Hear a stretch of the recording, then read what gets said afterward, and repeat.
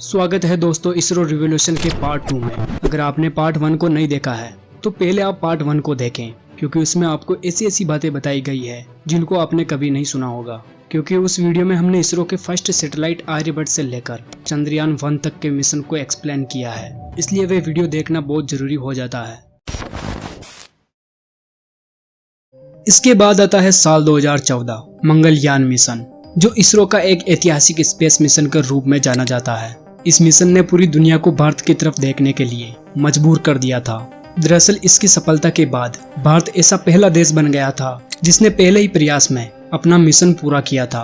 भारतीय वैज्ञानिकों ने सिर्फ 450 करोड़ रुपए में इस मिशन को कंप्लीट कर दिया था। मंगलयान मिशन ने स्पेस रिसर्च में एक लंबी छलांग लगाई थी, जिसने दुनिया के कई देशों को हैरान कर दिया, जिसमें चीन भी शामिल था। चीन उस समय तक मंगल ग्रह के लिए अपना कोई भी सफल अभियान नहीं भेज पाया था।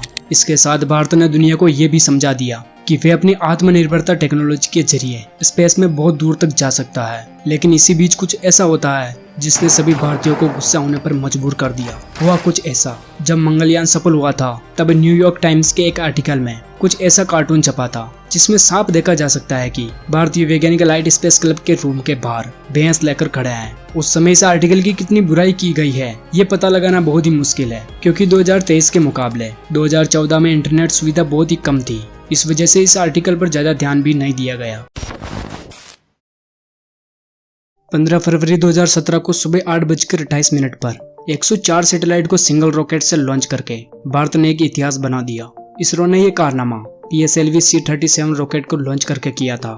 इससे पहले ये रिकॉर्ड रूस के नाम था, जब रूस ने 2014 में 37 सैटेलाइट को सिंगल रॉकेट से लॉन्च किया और एक वर्ल्ड रिकॉर्ड बनाया था। इसके बाद साल 2016 में इसरो ने भी 20 सैटेलाइट को लॉन्च किया और इसी के बाद से इसरो ने एक कारनामा करके दिखाया। इसरो के चेयरमैन AS किरण कुमार ने इस मिशन के बारे में कहा कि भेजे गए सैटेलाइट में से सबसे बड़ा सैटेलाइट 720 किलोग्राम का था और भारत के बाकी दोनों सैटेलाइट 19-19 किलोग्राम के थे और बाकी 101 सैटेलाइट नैनो सैटेलाइट थे।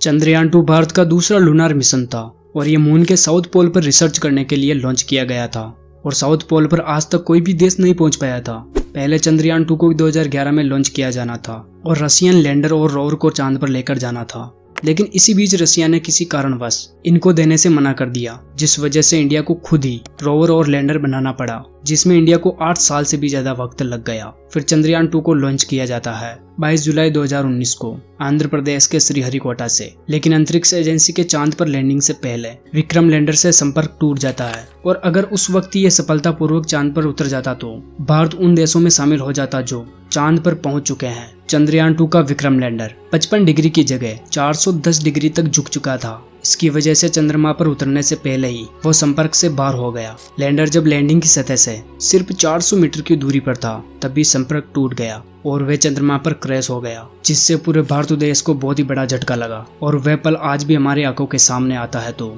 बहुत दुख होता है। चंद्रयान 2 मिशन के उद्देश्य चंद्रमा की सतह पर सॉफ्ट लैंडिंग करना था। अगर ये सफल हो जाता तो भारत, अमेरिका, चीन और रूस के बाद ये उपलब्धि हासिल करने वाला चौथा देश बन जाता। चंद्रयान 2 के बाद फिर आता है साल 2023, जब चंद्रयान 3 को आंध्र प्रदेश के श्रीहरिकोटा से लॉन्च किया जाता है और 23 अगस्त 2023 को चंद्रयान 3 मून के साउथ पोल पर सक्सेसफुली लैंडिंग कर लेता है। जैसा कि आपको पता होगा, इसरो ने 2019 में अपना चंद्रयान 2 मिशन को लॉन्च किया था, लेकिन कुछ तकनीकी कारणों से वह सफल नहीं हो पाया था। चंद्रयान 2 मिशन की सफलता के बावजूद भारतीय वैज्ञानिकों ने हार नहीं मानी और एक बार फिर से चंद्रमा की ओर अपने चंद्रयान 3 को भेज दिया। चंद्रयान 3 ने साउथ पोल पर सक्सेसफुल लैंडिंग कर एक इतिहास बना दिया और भारत दुनिया का पहला देश बन गया जिसने साउथ पोल पर सक्सेसफुल लैंडिंग की है और दुनिया का चौथा देश बन गया जो चांद तक पहुंचा है। और चंद्रयान 3 की सक्सेसफुल लैंडिंग देखकर आज पूरी दुनिया हैरान है और जो पहले इसरो की बुराई करते थे वो आज इसरो को बधाइयां दे रहे हैं।